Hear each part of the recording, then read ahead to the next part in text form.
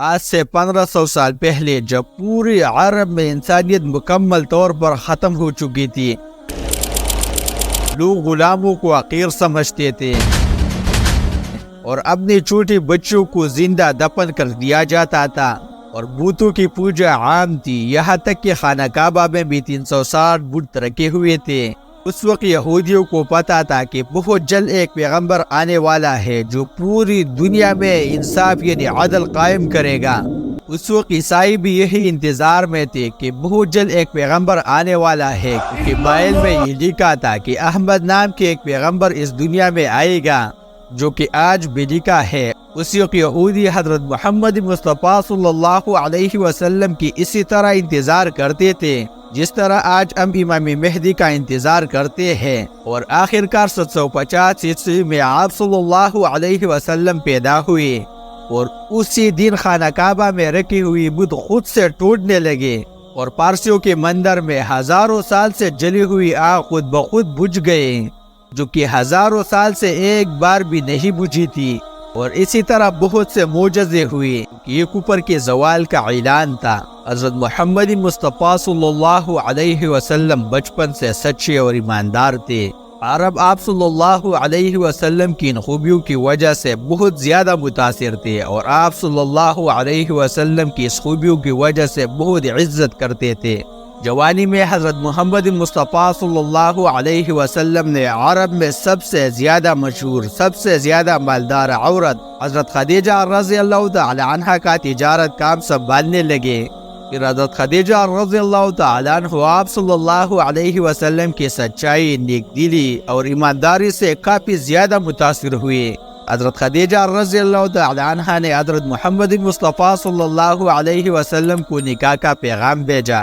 حضرت محمد مصطفیٰ صلی اللہ علیہ وسلم نے نکاح کا پیغام قبول کیا اور حضرت خدیجہ رضی اللہ تعالی عنہ سے شادی کر دی۔ اس کے بعد حضرت محمد مصطفیٰ صلی اللہ علیہ وسلم حضرت خدیجہ رضی اللہ تعالی عنہ کے ساتھ وقت گزارتے تھے، اور جیسے حضرت محمد مصطفیٰ صلی اللہ علیہ وسلم 40 سال کے ہو گئے تو اس وقت آپ صلی اللہ علیہ وسلم کا عبادت کا شوق پیدا ہوا، اور آپ صلی اللہ علیہ وسلم شہر سے کافی دور عبادت کرنے کے لیے غار میں جاتے تھے۔ پھر ایک دن حضرت محمد مصطفیٰ صلی اللہ علیہ وسلم پر وحی نازل ہوئی، اور 40 سال کی عمر میں ان کو نبوت مل گیا۔ حضرت محمد مصطفیٰ صلی اللہ علیہ وسلم پر سب سے پہلے بچوں میں امام علی رضی اللہ تعالی عنہ، اور مردوں میں حضرت ابوبکر صدیق رضی اللہ تعالی عنہ، اور عورتوں میں حضرت خدیجہ رضی اللہ تعالی عنہ نے ایمان لائے۔ لیکن دوسری طرف وہ لوگ جو آپ صلی اللہ علیہ وسلم کی عزت کیا کرتے تھے، وہ سارے آپ صلی اللہ علیہ وسلم کے دشمن بن گئے، اور آپ صلی اللہ علیہ وسلم کو مارنے کی دھمکی دینے لگے، اور سارے آپ صلی اللہ علیہ وسلم کے مخالف ہو گئے۔ عرب کے لوگ صرف آپ صلی اللہ علیہ وسلم کے خلاف نہیں، بلکہ جو بھی حضرت محمد مصطفیٰ صلی اللہ علیہ وسلم پر ایمان لاتے اسے بھی مارتے، پیٹتے اور ظلم کرتے تھے۔ مکہ کے بڑے سردار ابو جہل، عتبہ، ابو سفیان، حتیٰ کہ آپ صلی اللہ علیہ وسلم کی اپنا چچا بھی آپ صلی اللہ علیہ وسلم کے دشمن بن گئے، اور ہر وقت آپ صلی اللہ علیہ وسلم کو نقصان پہنچاتے تھے۔ پھر سارے عرب کے قبیلے مل کر آپ صلی اللہ علیہ وسلم کو مارنے ان کے گھر تک آ گئے۔ لیکن دوسری طرف آپ صلی اللہ علیہ وسلم کا چچا ابو طالب اور حضرت خدیجہ رضی اللہ تعالی عنہ آپ صلی اللہ علیہ وسلم کی مدد کرتے تھے، اور حضرت خدیجہ رضی اللہ تعالی عنہ آپ صلی اللہ علیہ وسلم کے ساتھ کھڑے تھے۔ نبی پاک صلی اللہ علیہ وسلم بچپن میں یتیم ہو چکے تھے، اس لیے آپ صلی اللہ علیہ وسلم کے چچا ابو طالب آپ صلی اللہ علیہ وسلم کی حفاظت کرتے تھے۔ لیکن پھر 619 عیسوی میں آپ صلی اللہ علیہ وسلم کا چچا ابو طالب اور حضرت خدیجہ رضی اللہ تعالی عنہ ایک ہی سال میں وفات ہو گئے، اور حضرت محمد صلی اللہ علیہ وسلم پھر سے اکیلا پڑ گئے، جس سے عرب کے لوگوں نے پیدا اٹھایا اور حضرت محمد صلی اللہ علیہ وسلم کو مارنے کی سازش کی۔ تو اللہ نے حضرت محمد مصطفیٰ صلی اللہ علیہ وسلم کو مدینہ کی طرف ہجرت کرنے کا حکم دیا۔ اس وقت 100 یا 200 تک لوگوں نے اسلام قبول کیا تھا۔ یہاں مکہ میں لوگ آپ صلی اللہ علیہ وسلم کو شہید کرنے کی سازش کرتے تھے، اور دوسری طرف مدینہ سے 2 قبیلے اوس اور خزرج آپ صلی اللہ علیہ وسلم کے پاس آئے اور انہیں مدینے آنے کی اجازت دی، کیونکہ مدینہ کے لوگ یہودیوں سے بہت سالوں سے یہ سنتے آ رہے تھے کہ جلد ایک نبی آنے والا ہے۔ اسی وجہ سے مدینہ کے لوگوں کو جیسے ہی پتہ چلا کہ مکہ میں ایک نبی آ رہا ہے تو انہوں نے فوراً اسلام قبول کیا۔ پھر آپ صلی اللہ علیہ وسلم کو اللہ کی طرف سے مدینہ ہجرت کرنے کا حکم ملا، اور آپ صلی اللہ علیہ وسلم حضرت ابوبکر صدیق رضی اللہ تعالیٰ عنہ کے ساتھ مدینہ کو ہجرت کیا، اور آہستہ آہستہ سارے مسلمان مدینہ شفٹ ہو گئے۔ عجیب بات یہ تھی کہ یہاں آپ صلی اللہ علیہ وسلم کو مارنے کے لیے کفاروں کا معاہدہ ہوا کہ آج رات نعوذ باللہ آپ صلی اللہ علیہ وسلم کو شہید کیا جائے، اور دوسری طرف وہی کفاروں کی امانتیں آپ صلی اللہ علیہ وسلم سے پڑی ہوئی تھی، اور آپ صلی اللہ علیہ وسلم نے وہ سارے امانتیں حضرت علی رضی اللہ تعالیٰ عنہ کو دیا اور ان سے کہا کہ تم یہ امانتیں اپنے مالک کو حوالہ کر کے پھر مدینے کی طرف آنا۔ جب رات کے وقت کفار آئے تو انہوں نے دیکھا کہ حضرت محمد مصطفیٰ صلی اللہ علیہ وسلم کی بستر پر حضرت علی رضی اللہ تعالیٰ عنہ سوئے ہوئے ہیں، کیونکہ آپ صلی اللہ علیہ وسلم نے حضرت علی رضی اللہ تعالیٰ عنہ کو ان لوگوں کا امانتیں واپس کرنے کے لیے چھوڑا تھا، اور آپ صلی اللہ علیہ وسلم 100 تلواروں سے بچ کر مدینہ کو ہجرت کیا۔ ہجرت کے وقت آپ صلی اللہ علیہ وسلم نے 3 دن غار ثور میں قیام کیا کہ کوئی کفار آپ صلی اللہ علیہ وسلم کو پکڑ نہ لے، اور 3 دن بعد حضرت محمد مصطفیٰ صلی اللہ علیہ وسلم حضرت ابوبکر صدیق رضی اللہ تعالیٰ عنہ کے ساتھ مدینہ کی طرف روانہ ہوئے، اور مدینہ پہنچتے ہی سارے مدینے والوں نے آپ صلی اللہ علیہ وسلم کے بہت اچھی طرح استقبال کیا، اور جو مسلمان مکہ چھوڑ کر مدینہ آئے تھے اسے بھی انصار مدینہ نے خوب سپورٹ کیا، یہاں تک کہ کچھ لوگ اپنے بیووں کو طلاق دینے کے لیے تیار ہوئے تاکہ مہاجرین اس سے شادی کر سکیں۔ جب حضرت محمد مصطفیٰ صلی اللہ علیہ وسلم مدینہ پہنچے تو سب سے پہلے مدینہ کے یہودیوں کے ساتھ ایک ڈیل کی کہ اگر مدینہ پر کوئی حملہ ہوتا ہے تو ہم اپنی دشمنی بول کر ایک ہو کر مدینہ کا دفاع کریں گے۔ مدینہ کو ہجرت کرنے کے 2 سال بعد اسلام اور مشرکین مکہ کا ایک جنگ ہوا جو بہت عظیم جنگ تھی، جو ہم آج جنگ بدر کے نام سے جانتے ہیں۔ غزوہ بدر اسلام کا پہلا عظیم الشان معرکہ تھا جو کفار اور مسلمانوں کے درمیان سن 2 ہجری جمعہ کے دن 17 رمضان المبارک کو بدر کے میدان میں ہوا، جس میں مسلمانوں کا تعداد 313 اور مشرکین مکہ کا تعداد 1000 تھے۔ مسلمانوں کے پاس 2 گھوڑے تھے جبکہ مشرکین کے پاس 100 گھوڑے تھے۔ ابو جہل کا فوج جب سامنے آئے تو وہ مسلمانوں سے 3 گنا بڑے تھے۔ مسلمانوں کو پتا تھا کہ دشمن کے مقابلے میں ان کی فوج بہت چھوٹی ہے، تو انہوں نے عقل مندی سے ایک ترتیب اختیار کی کہ ہم اپنے جگہ سے نہیں ہلیں گے۔ ابو جہل نے اپنے لشکر کو حکم دیا کہ جاؤ مسلمانوں کو ختم کر دو، جس کی وجہ سے کفار نے فل سپیڈ سے حملہ کر دیا، جس کے مقابلے میں مسلمان اپنے جگہ پر ڈٹے رہے۔ جنگ شروع ہوا اور آہستہ آہستہ ایک مسلمان کے بدلے 5 کافر مرنے لگے، جس پر کافروں کی فوج پیچھے ہٹی اور سوچ میں پڑ گئے کہ ہم اسے 3 گنا بڑے ہیں اور ہم نے مسلمانوں کو اپنے جگہ سے ہلا بھی نہیں پائے۔ ان دوران مسلمانوں نے اپنے صفوں کو بدلا اور فریش لوگوں کو آ کر کھڑے کر دیا۔ ابو جہل نے دوبارہ زبردست حملہ کر دیا، لیکن پھر وہی ہوا، کافر فوج پیچھے ہٹنے لگے، لیکن اس بار مسلمانوں نے ان پر حملہ کر دیا اور کافروں کی فوج بدر کو چھوڑ کر ہر طرف بھاگنے لگے، جس میں ابو جہل اور مشرکین مکہ کے بڑے بڑے سردار مارے گئے۔ مکہ میں سارے لوگ جیت کا انتظار کر رہے تھے، کیونکہ پچھلے 60 سال میں مکہ کی قریش کو کوئی بڑی شکست نہیں ہوئی تھی، لیکن اس بار مکہ کی قریش صرف 313 لوگوں سے ہار گئے۔ پہلے جو لوگ جنگ سے بھاگ کر مکہ پہنچے اور خبر کی کہ ہم نے جنگ ہار دیا تو ان پر کسی نے یقین نہیں کیا، لیکن دھیرے دھیرے وہ سمجھنے لگے کہ وہ یہ جنگ اور پورے عرب میں اپنی عزت ہار چکے ہیں۔ پورے عرب مسلمانوں کو بہت کمزور سمجھتے تھے، لیکن جنگ بدر کے بعد مسلمان پورے عرب میں مشہور ہو گئے، کیونکہ انہوں نے اپنے سے 3 گنا بڑے فوج کو ہرا کر دکھایا تھا۔ جیت کی خبر جب مسلمان لے کر مدینہ پہنچے تو ہر طرف خوشی ہی خوشی تھی۔ جنگ بدر میں بری شکست کے بعد کفار مکہ یعنی مشرکین مکہ نے 3000 لشکر جرار تیار کیا مسلمانوں سے بدر کا بدلہ لینے کے لیے۔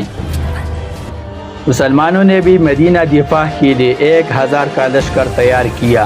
اب پھر وہی بدر والا سسٹم تھا، کفاروں کا تعداد مسلمانوں سے 3 گنا بڑا تھا، یعنی مسلمان 1000 تھے، مشرکین مکہ 3000 تھے۔ رسول اللہ صلی اللہ علیہ وسلم کا رائے یہ تھی کہ مشرکین مکہ پر مدینہ سے باہر کے بجائے مدینہ میں رہ کر اپنا دفاع کیا جائے۔ رسول اللہ صلی اللہ علیہ وسلم نے جو رائے دی تھی تمام بڑے صحابہ کا بھی یہی رائے تھی، لیکن دوسری طرف پرجوش نوجوان اور پختہ عمر کے صحابہ یہ چاہتے تھے کہ مدینہ سے نکل کر دشمن کا مقابلہ کیا جائے۔ رسول اللہ صلی اللہ علیہ وسلم نے اپنا رائے چھوڑ کر نوجوانوں کی رائے مانی اور مدینہ سے 1000 صحابہ لڑائی کے لیے روانہ ہوئے۔ رسول اللہ صلی اللہ علیہ وسلم نے اس فوج کو 3 گروپ میں تقسیم کیا، مہاجرین، اوس اور خزرج۔ 1000 صحابہ میں صرف 100 کے پاس جنگی سامان تھے اور صرف 50 گھوڑے تھے۔ اس کے مقابلے میں 3000 فوج آ کر احد کے مقام پر رکی اور مسلمانوں کا انتظار کرنے لگے۔ مشرکین فوج کا سردار ابو سفیان سینٹر کو لیڈ کر رہا تھا، بائیں طرف ابو جہل کا بیٹا اکرمہ، دائیں طرف خالد بن ولید گھوڑوں کے ساتھ لیڈ کر رہا تھا۔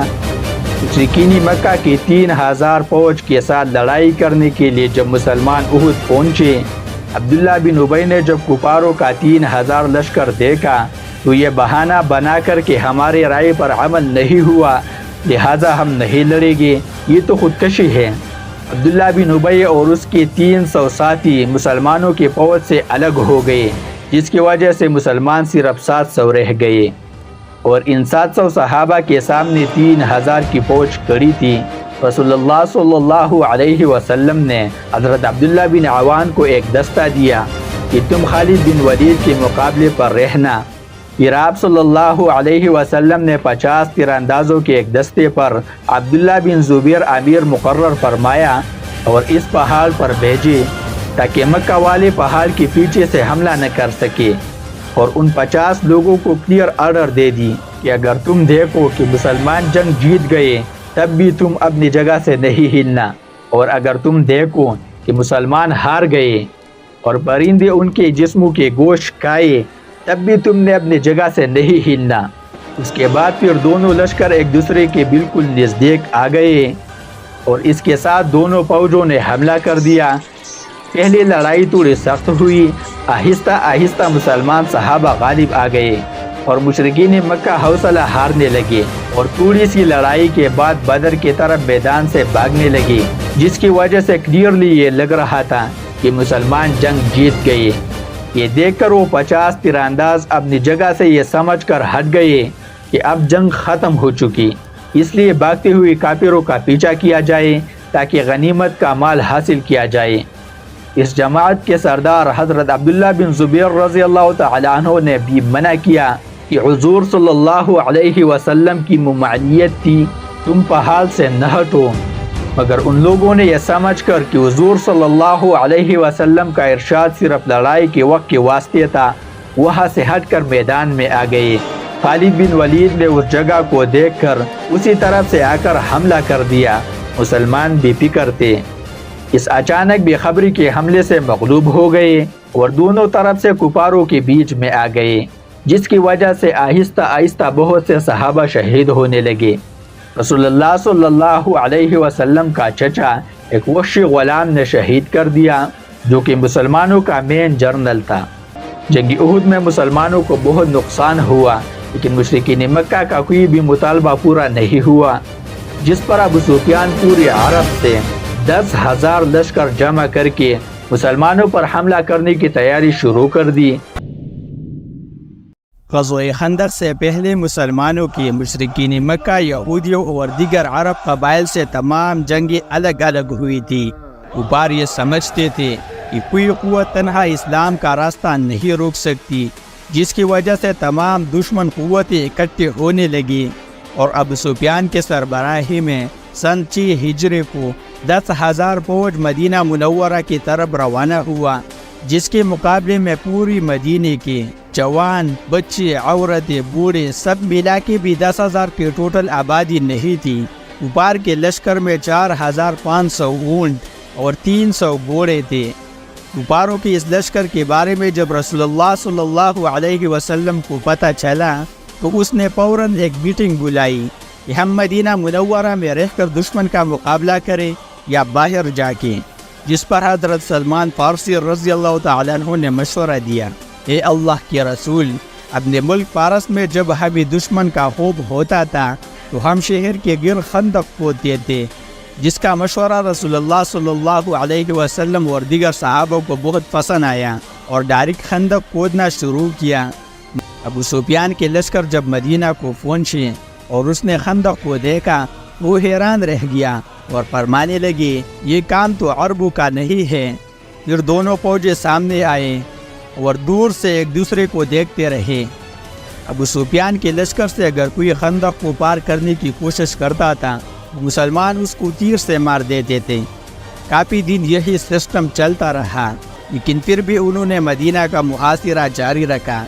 کافی کوششوں کے باوجود مسلمانوں کا کچھ نہیں بگاڑا تو ابو سفیان نے ایک گیم کھیلا کہ اگر ہم مدینہ کے اندر جو یہودی ہے ان سے ڈیل کریں، وہ مسلمانوں کی عورتوں اور بچوں پر حملہ کریں گے تو مسلمانوں کو ضرور پیچھے ہٹنا پڑے گا اور ہم اس وقت ان پر حملہ کریں گے۔ یہودیوں نے ڈاری کہا کر دی اور مسلمانوں سے کیے گئے تمام معاہدے توڑ دی، جس کی وجہ سے مسلمان جنگ احد کی طرح دو فوجوں کے درمیان میں آ گئی۔ غزوہ خندق میں صحابہ کرام بھوکی پیٹ رات برفیرا اور دن میں دشمنوں سے لڑتے تھے، اور پھر آخرکار اللہ کی مدد آئی۔ قبیلہ غطفان سے ایک شخص نعیم بن مسعود بن عمر آیا اور رسول اللہ صلی اللہ علیہ وسلم کی خدمت میں حاضر ہوا اور عرض کی کہ میں نے اسلام قبول کیا ہے اور اس بات کا کسی کو پتہ نہیں، میں مسلمانوں کا مدد کرنا چاہتا ہوں۔ اور رسول اللہ صلی اللہ علیہ وسلم نے اجازت دی اور وہ سیدھا گیا یہودیوں کے پاس اور انہیں کہا، مکے والے بڑے دھوکہ باز ہیں، اور اگر انہیں پتہ چلا کہ ہم ہارنے والے ہیں تو وہ سیدھا مکہ بھاگ جائے گے اور آپ لوگوں کو اکیلا چھوڑے گا، اور اس کے بعد مسلمان تمہیں چھوڑیں گے نہیں۔ پھر اس نے کہا، اگر پھر بھی آپ نے ڈیل کرنی ہے تو ان سے گارنٹی کے طور پر کچھ بندے ضرور مانگنا، اگر وہ سچے ہیں تو وہ آپ کو بندے ضرور دے گا۔ اس کے بعد وہ سیدھا کفاروں کے پاس گیا اور ابو سفیان کو کہا کہ یہودی اور مسلمان سارے ملے ہوئے ہیں۔ یہ سن کر ابو سفیان نے یہودیوں کو کہا کہ ہم بھی حملہ کر رہا ہے اور آپ بھی حملہ کرو، جس پر یہودیوں نے کہا، اچھا ہم حملہ کریں گے لیکن ہمیں گارنٹی کے طور پر کچھ بندے دو۔ مکہ والوں نے یہودیوں کی بات نہیں مانی۔ یہودیوں کو جب پتہ چلا کہ مکے والے ہمیں کوئی بھی بندے گارنٹی کے طور پر نہیں دیتے تو اس نے کہا کہ مکہ والے ہم سے دھوکہ کرتے ہیں اور حملہ کرنے سے صاف انکار کر دیا، اور اسی طرح یہودیوں اور مکہ والوں کی لائن ٹوٹ گئی۔ مسلمان یہودیوں کے خطرے سے محفوظ ہونے کے بعد دوبارہ گیم میں آ گئے، کیونکہ مدینہ کے اندر سارے خطرے ختم ہو گئے۔ اب ان کا دشمن ان کے سامنے تھا۔ مشرکین مکہ حوصلہ ہارنے لگے۔ ایک دن اللہ پاک نے ان پر تیز طوفان بھیجی اور ایسے مخلوق بھیجی جو وہ دیکھ نہیں سکتے تھے، جس نے اس کی خیمے، برتن، بستر یعنی سارا کچھ اکاڑ کر رکھ دیا، اور وہ سارے بھاگ کر واپس چلے گئے۔ مشرکین عرب بھاگنے کے بعد مسلمانوں نے یہودیوں پر حملہ کر دیا، کیونکہ انہوں نے غداری کی تھی اور اپنا معاہدہ توڑا تھا۔ رسول اللہ صلی اللہ علیہ وسلم نے سعد بن معاذ کو فیصلہ کرنے کا حکم دیا، جس پر سعد بن معاذ نے یہودیوں قانون کے مطابق فیصلہ کر دیا کہ ان کے بچوں اور عورتوں کو رہنے دیا جائے اور ان کے سر کاٹ دیا جائے۔ یہودیوں قانون کے مطابق کم درجے کی سزا ان کو دی گئی۔ اس کے بعد پورے عرب کو پتہ چلا کہ مسلمانوں سے کوئی مقابلہ نہیں کر سکتا۔ غزوہ خندق جنگ جیتنے کے بعد رسول اللہ صلی اللہ علیہ وسلم نے سن 6 ہجری ماہ شوال کو خواب دیکھا کہ وہ اپنے صحابہ کے ساتھ خانہ کعبہ کے طواف کر رہے ہیں۔ رسول اللہ صلی اللہ علیہ وسلم اور سارے صحابہ کا یہی دلی آرزو بھی تھی جس پر آپ صلی اللہ علیہ وسلم نے عمرہ یعنی زیارت کعبہ کا عزم فرمایا۔ ماہ ذوالقعدہ میں 1500 صحابہ کے ساتھ آپ صلی اللہ علیہ وسلم مکہ کی طرف روانہ ہوئے، لیکن مکہ والوں نے ان کا راستہ روک دیا اور مسلمانوں کے ساتھ ایک معاہدہ ہوا جس میں مکہ والوں نے کچھ شرائط رکھی تھی۔ سب سے پہلی شرط یہ تھی کہ مسلمان اس سال عمرہ نہیں بلکہ اگلے سال عمرہ کے لیے آئیں گے۔ شرط نمبر 2 یہ تھی کہ 10 سال مکہ اور مدینہ والوں کی کوئی لڑائی نہیں ہوگی۔ شرط نمبر 3 یہ تھی کہ مدینہ سے کوئی شخص اسلام چھوڑ کر مکہ آئے تو اسے کچھ نہیں کہا جائے گا، لیکن اگر کوئی شخص اسلام قبول کرے اور مکہ سے مدینہ آ جائے تو اسے واپس کرنا ہوگا۔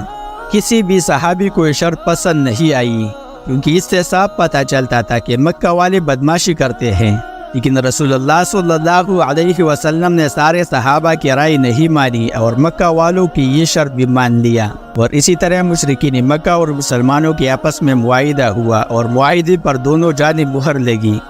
معاہدے کا دوسرا شرط یہ تھا کہ مکہ والوں سے 10 سال کوئی بھی لڑائی نہیں ہوگی، جس سے رسول اللہ صلی اللہ علیہ وسلم نے پورا فائدہ اٹھاتے ہوئے عرب سے باہر اسلام کی دعوت شروع کر دی۔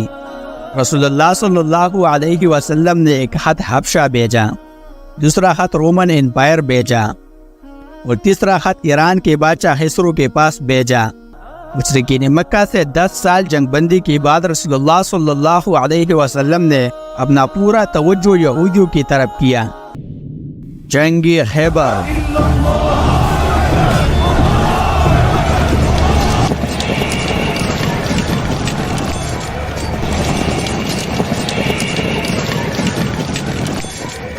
مکہ والوں سے صلح حدیبیہ کے بعد مسلمانوں نے یہودیوں کی طرف اپنا رخ کیا، کیونکہ یہودی ایک ایسا قوم ہے جو ہر وقت مسلمانوں کے خلاف کسی نہ کسی سازش میں مصروف رہتے ہیں۔ اس وقت خیبر کے یہودی نہایت بدعہد، نہایت فریبگار تھے، جو اکثر اہل اسلام کو نقصان پہنچاتے تھے اور مسلمانوں کو تباہ و برباد کرنے کی کوشش کرتے تھے۔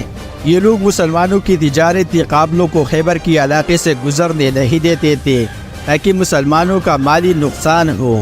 حتیٰ کہ خندق کی جو لڑائی تھی وہ بھی یہودیوں نے شروع کیا تھا۔ صلح حدیبیہ سے پہلے اگر مسلمان یہودیوں پر حملہ کرتے تو پیچھے سے مکہ والے مسلمانوں پر حملہ کرتے۔ اسی طرح مسلمانوں نے صلح حدیبیہ میں جو 10 سال کا ایگریمنٹ رکھا اس میں مسلمانوں کو موقع ملا کہ ان چال باز یہودیوں سے چھٹکارا حاصل کرے۔ اسی طرح یہودیوں کا جو ہیڈ کوارٹر تھا وہ تھا خیبر۔ مسلمانوں نے بہت سیکریٹلی خیبر کو فتح کرنے کی تیاریاں شروع کر دی، لیکن مدینہ کے منافقین نے یہودیوں کو خبر دی یہ 1500 صحابہ آپ کی طرف آ رہے ہیں اور تم یہودیوں کی تعداد تو ویسے بھی بڑے ہیں، آرام سے اس کو ہرا دینا۔ مگر یہودیوں کو پتہ تھا کہ رسول اللہ صلی اللہ علیہ وسلم کے جانثار آ رہے ہیں، پھر بھی اس نے یہ بات ہلکی میں لیا، اور پھر ایک دن یہودی اپنے کاموں کے غرض سے کھیتوں میں نکلے اور سامنے اللہ کے رسول صلی اللہ علیہ وسلم کے لشکر کو دیکھ کر اس کی چیخیں نکل گئی کہ محمد صلی اللہ علیہ وسلم کا لشکر آ رہا ہے، محمد آ رہا ہے، اور بات کر قلعے میں گئی۔ حضرت علی رضی اللہ تعالیٰ عنہ نے لشکر دے کر پہلے قلعے پر حملہ کر دیا۔ پہلے قلعے کا جو چیف تھا وہ تھا برہب عرب کا مشہور پہلوان تھا۔ وہ میدان میں آ کر مسلمانوں کو کلم کلا چیلنج کیا، تو حضرت علی رضی اللہ تعالیٰ عنہ سامنے آئے اور ایک ہی وار میں مرحب کو ختم کیا۔ اس کے بعد زبردست لڑائی ہوئی، کیونکہ یہودی بھی اہل کتاب تھے، اس کی نیت کے مطابق ان کو بھی جنت اور شہادت ملنی تھی۔ مگر آخر کار یہودی پہلے قلعے کو چھوڑ کر دوسرے قلعے میں چلے گئے اور مسلمانوں نے پہلا قلعہ فتح کیا۔ پھر مسلمانوں نے دوسرے قلعے کا محاصرہ کیا اور 3 دن کوششوں کے باوجود مسلمان دوسرے قلعے کو فتح نہیں کر سکے، لیکن پھر بھی مسلمان ڈٹے رہے اور بہت سخت لڑائی کے بعد دوسرا قلعہ بھی فتح کیا اور یہودی تیسرے قلعے میں بھاگ گئے۔ مسلمانوں نے تیسرے قلعے پر بھی حملہ کر دیا۔ تیسرا قلعہ بہت دن تک فتح نہیں ہو سکا۔ مسلمان حیران تھے کہ ہم نے ان کے کھانے پینے کے سارے راستے بند کر دیے، اس کے باوجود یہ باہر کیوں نہیں آتے لڑنے کے لیے۔ پھر ایک دن یہودیوں کے ایک جاسوس آیا جو مسلمانوں کے لیے جاسوسی کرتا تھا۔ اس نے مسلمانوں کو بتایا کہ خیبر کے قلعے بہت پرانے ہیں اور یہودیوں نے ان قلعوں کے نیچے چھپے راستے بنائے ہوئے ہیں اور ان راستوں کو یوز کر کے قلعے میں پانی اور راشن اندر لا رہے ہیں۔ اس خبر سے مسلمانوں نے وہ راستے فوراً بند کر دیے اور کچھ ہی دیر بعد یہودی قلعے سے باہر نکل گئے اور مسلمانوں سے لڑے، جن کو صحابہ کرام رضی اللہ تعالیٰ عنہم اجمعین نے سبق سکھا کر تیسرا قلعہ بھی فتح کیا، جس کے بعد یہودی چوتھے قلعے میں بھاگ گئے اور باقی 3 قلعوں کی طرح مسلمانوں نے چوتھا قلعہ بھی آسانی سے فتح کیا اور یہودی چوتھے قلعے کو چھوڑ کر 5ویں اور آخری قلعے میں چلے گئے۔ تو رسول اللہ صلی اللہ علیہ وسلم نے حکمت عملی سے ان پر ریمز اور کیٹیبل سے بمباری شروع کر دی اور مسلسل بمباری کی وجہ سے قلعے کی دیواریں توڑنے لگی اور آخرکار قلعے کی ایک طرف دیوار گر گئی، جس سے مسلمانوں نے فوراً حملہ کر دیا اور یہودی اپنا عورت و بچوں، سونا چاندی یعنی سارا مال چھوڑ کر قلعے کے دوسرے حصے میں بھاگ گئے۔ مسلمانوں نے قلعے کے دوسرے حصے پر بھی حملہ کر دیا، جس میں بہت سے یہودی مارے گئے۔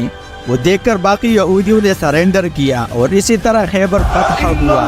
مشرکین مکہ نے حدیبیہ کی خلاف ورزی کی۔ ہجرت کی 8ویں سال رمضان المبارک کے مہینے میں آسمان اور زمین نے فتح کی ایسی منظر دیکھا کہ جس کی مثال نہیں ملتی، جسے قرآن نے فتح مبین کے نام سے پکارا۔ رسول اللہ صلی اللہ علیہ وسلم نے مکہ پر حملہ اتنا سیکریٹ رکھا کہ مسلمان بالکل مکہ کے پاس پہنچے اور مشرکین مکہ کو پتہ بھی نہیں چلا۔ رسول اللہ صلی اللہ علیہ وسلم نے مکہ والوں کی دلوں میں خوف ڈالنے کے لیے مسلمانوں کو کہا کہ مکہ کے چاروں طرف کھانا پکانے کے لیے آگ لگا دو۔ جیسے ہی مکہ والوں نے رات کو دیکھا کہ چاروں طرف آگ لگی ہے تو ان کے سارے حوصلے ٹوٹ گئے۔ رسول اللہ صلی اللہ علیہ وسلم کا حکم تھا کہ کوئی بلا وجہ قتل نہیں کرنا، اور ساتھ یہ بھی فرمایا کہ جو شخص ابو سفیان کے گھر میں آ جائے اسے امان ہے، اور جس نے اپنے گھر کا دروازہ بند کیا اسے بھی امان ہے، اور جس نے ہاتھ روک لیا یعنی ہتھیار نہ اٹھائے اسے بھی امان ہے، اور جو مسجد حرام میں داخل ہو جائے گا اسے بھی امان ہے۔ یہ اعلان سنتے ہی لوگ دوڑ پڑے اور جس کو پناہ کا جو بھی جگہ ملا وہاں گھس گیا، اور اسی طرح مکہ معظمہ بغیر جنگ کے فتح ہوا۔ مکہ کو فتح کرنے کے بعد 2 قبیلے بنو حوازن اور بنو ثقیف نے یہ خیال قائم کر دیا کہ فتح مکہ کے بعد ہماری باری ہے، اس لیے ان لوگوں نے یہ طے کر دیا کہ مسلمانوں پر جو اس وقت مکہ میں جمع ہے ایک زبردست حملہ کیا جائے۔ یہ دونوں قبیلے بہت سرکش اور مغرور تھے۔ دونوں قبیلوں نے مالک بن عوف کو اپنا سردار بنایا اور جنگ کے لیے طائف چھوڑ کر حنین کی وادی میں جمع ہوئے۔ حنین مکہ اور طائف کے درمیان ایک علاقہ ہے جو پہاڑوں کے درمیان واقع ہے۔ مالک بن عوف نے اپنے ساری فوج حنین کی وادی میں جمع کر دی اور ان سب کو صاف کہہ دیا کہ ساری فوج اپنی عورتوں اور بچوں کو ساتھ لے کر آئیں گے کہ اس کی فوج جنگ چھوڑ کر بھاگ نہ جائے۔ مکہ کو فتح کرنے کے صرف 14 دن بعد حضرت محمد مصطفیٰ صلی اللہ علیہ وسلم 5 شوال سن 8 ہجری کو 12,000 لشکر کے ساتھ حنین کی طرف روانہ ہوئے۔ مسلمان 10 شوال منگر اور بدھ کی درمیانی رات کو حنین پہنچے۔ اسی رات مالک بن عوف نے اپنے تیرانداز لشکر کو دونوں پہاڑ پر چھپا دیا اور ان کو ہدایت دی گئی کہ جو ہی مسلمانوں کے فوج سامنے آئے ان پر تیروں کی بارش کر دینا۔ جیسے صبح ہوا تو مسلمانوں کی لشکر آگے بڑھے، جس پر دونوں پہاڑ پر چھپے تیراندازوں نے حملہ کر دیا۔ اس اچانک اور زبردست حملے کی وجہ سے مسلمان گھبرا گئے اور مکہ کی طرف بھاگنے لگے۔ یہ دیکھ کر مالک بن عوف کی مین فوج نے میدان میں حملہ کر دیا اور مسلمانوں کی پوری 12,000 فوج میدان چھوڑ کر بھاگنے لگی۔ ایسا لگ رہا تھا کہ مسلمانوں نے جنگ ہار دیا، جس سے کفاروں کے لشکر بہت خوشی اور تیزی سے آگے بڑھنے لگے، کیونکہ انہوں نے دیکھا کہ سارے فوج تو بھاگ گئی۔ لیکن جیسے ہی میدان تھوڑا صاف ہوا تو انہوں نے دیکھا کہ رسول اللہ صلی اللہ علیہ وسلم اپنے کچھ ساتھیوں کے ساتھ ایک قدم بھی پیچھے نہیں ہٹے۔ وہ سارے رسول اللہ صلی اللہ علیہ وسلم کی طرف بڑھے، اور رسول اللہ صلی اللہ علیہ وسلم بھی پیچھے ہٹنے کے بجائے اکیلے دشمن کی طرف پلنے لگے اور زور سے یہ اعلان فرماتے رہے، میں نبی ہوں، اس میں جھوٹ نہیں، اور میں عبد المطلب کا بیٹا ہوں۔ اس پر حضرت عباس رضی اللہ تعالیٰ عنہ نے رسول اللہ صلی اللہ علیہ وسلم کی اونٹ کو زبردستی سے روکنے کی کوشش کی، لیکن رسول اللہ صلی اللہ علیہ وسلم دوبارہ دشمن کی طرف بڑھنے لگے۔ یہ دیکھ کر حضرت عباس رضی اللہ تعالیٰ عنہ نے اپنے فوج کو زور زور سے بلانے لگے کہ کہاں جا رہے ہو اللہ کے رسول کو چھوڑ کر۔ حضرت عباس رضی اللہ تعالیٰ عنہ کا آواز سن کر ایک دم تمام فوج پلٹ پڑی اور ان کے ساتھ آہستہ آہستہ احساس ہونے لگا کہ اگر آج انہوں نے یہ جنگ چھوڑ دی تو رسول اللہ صلی اللہ علیہ وسلم کی جان کو بھی خطرہ ہو سکتا ہے، کیونکہ رسول اللہ صلی اللہ علیہ وسلم ایک قدم بھی پیچھے نہیں ہٹا رہے تھے۔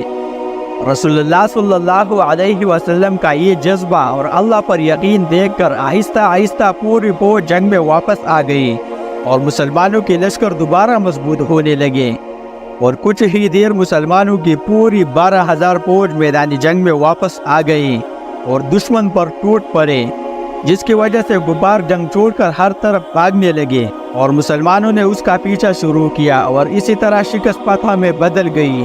اب مسلمانوں کو پورے عرب میں کوئی بھی خطرہ نہیں تھا، لیکن عرب سے باہر اور دنیا کے سب سے سپر پاور رومن امپائر عربوں پر مسلمانوں کی حکومت دیکھ کر بالکل بھی خوش نہیں تھے، جس کی وجہ سے پوری دنیا میں یہ باتیں پھیلنے لگی کہ رومن امپائر نے سرحد شام پر فوجی تیاریاں شروع کر دی اور بہت جلد رومن امپائر مسلمانوں پر حملہ کرنے والے ہیں۔ اور آخر کار رسول اللہ صلی اللہ علیہ وسلم نے ہجرت کے 9 سال بعد رومن امپائر سے جنگ کا اعلان کر دیا۔ سچے مسلمان اپنا سب کچھ قربان کر مدینہ کی طرف جنگ میں شرکت کے لیے روانہ ہوئے، اور اسی طرح مسلمانوں کی سب سے بڑی 30,000 فوج تیار ہوئی۔ پہلی بار لشکر بہت زیادہ تھے اور جنگی سامان بہت کم تھے، اس لیے رسول اللہ صلی اللہ علیہ وسلم نے امداد کا اعلان فرمایا۔ یہ اعلان کا سننا تھا کہ صحابہ کرام رضی اللہ تعالی عنہم اجمعین نے اپنا مال پانی کی طرح خرچ کر دیا۔ صحابہ کرام رضی اللہ تعالی عنہم اجمعین کی یہ ساری امداد کے باوجود بھی 30,000 فوج کے لیے جنگی سامان مکمل نہیں ہوا، اور جیسے یہ فوج مدینہ سے روانہ ہوئی تو ہر 18 صحابہ کے لیے صرف ایک اونٹ تھا، اور تبوک مدینہ سے 700 کلومیٹر دور تھا۔ مسلمانوں کو تبوک پہنچنے کے لیے تقریباً 15 دن کا سفر تھا۔